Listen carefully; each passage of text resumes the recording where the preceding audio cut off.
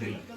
ಆದ್ರೂ ಅವರು ದಿನಾಲು ಆ ಬೋರ್ಡ್ ಇಟ್ಕೊಂಡು ಹೇಳ್ತಾರೆ, ನಾವು ಅಂಗನವಾಡಿಯನ್ನ ಸ್ವಚ್ಛವಾಗಿ ಇಟ್ಕೊಳ್ತೇವೆ, ಒಬ್ಬರಾದ್ಮೇಲೆ ಒಬ್ರು ಮಾತಾಡ್ತೇವೆ, ಪ್ರತಿಯೊಬ್ಬರನ್ನ ಗೌರವಿಸ್ತೇವೆ.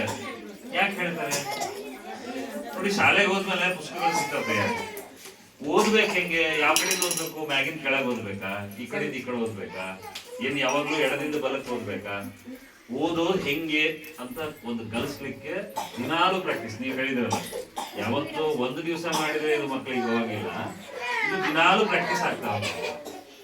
ಸೊ ಹಂಗಾಗಿ ದಿನಾ ಪ್ರಾಕ್ಟೀಸ್ ಆಗ್ತಾ ಇರೋ ಸಂದರ್ಭದಲ್ಲಿ ಹೆಂಗೆ ಓದ್ಬೇಕು, ಕೈಯಾಗಿ ಯಾವ್ದೋ ಸಿಕ್ತು ಅಂದ್ರೆ ನಾನು ಓದ್ಬೇಕು ಹೆಂಗ ಅನ್ನೋದನ್ನ ಅರ್ಥ ಮಾಡ್ಬೇಕು.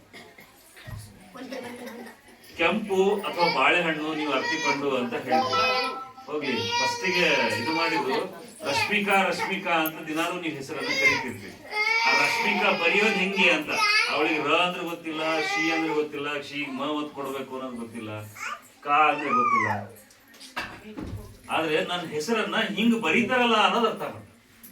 ಪುಸ್ತಕದಲ್ಲಿ ಇರೋದು ಎಲ್ಲವೂ ನಾವು ದಿನಾಲು ಏನ್ ಮಾತಾಡ್ತೀವಿ, ನಾ ದಿನ ಹೊರಗೆ ಏನ್ ನೋಡ್ತೀನಿ, ಅದೇ ಅಂಶ ಇಲ್ಲಿ ಬರ್ದಾರ ಅನ್ನೋದು ಕಾನ್ಸೆಪ್ಟ್ ಬರ್ಲಿ ಅಂತ ಅಷ್ಟೇ.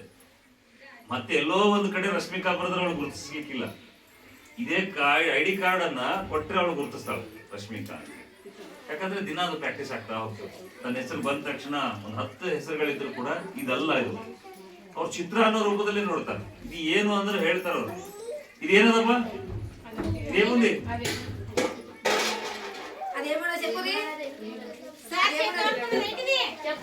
ನೀಲ ಬಾಟಲ್. ನೀಲ ಬಾಟಲ್ ಹೆಂಗ್ ಗೊತ್ತಾಯ್ತು ಅವಳಿಗೆ? ಯಾವತ್ತು ನೋಡಿಲ್ಲ ಅಂದ್ರೆ ಗೊತ್ತಾಗ್ತದ? ಯಾವತ್ತು ನೋಡಿಲ್ಲ ಅಂದ್ರೆ ಗೊತ್ತಾಗಲ್ಲ, ಹೌದಲ್ಲ? ಸೊ ದಿನ ನೋಡಿರೋದನ್ನ ಅವ್ರು ಹೇಳ್ತಾ ಹೋಗ್ತಾರೆ.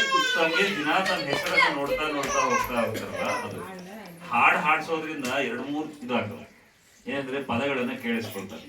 ನಿಮ್ ಮಕ್ಕಳು ಆಗ್ಲಿ ನೀವು ಆಗ್ಲಿ ಕನ್ನಡ ಹೆಚ್ಚು ಕೇಳಿಸ್ಕೊಂಡಿಲ್ಲ, ಕನ್ನಡ ಹೆಚ್ಚು ಮಾತಾಡಿಲ್ಲ. ಹಾಗಾಗಿ ಕನ್ನಡದಾಗ ಮಾತಾಡ್ರಿ ಅಂದ್ರೆ ಹಿಂಜರ್ ಆಗೈತಿ.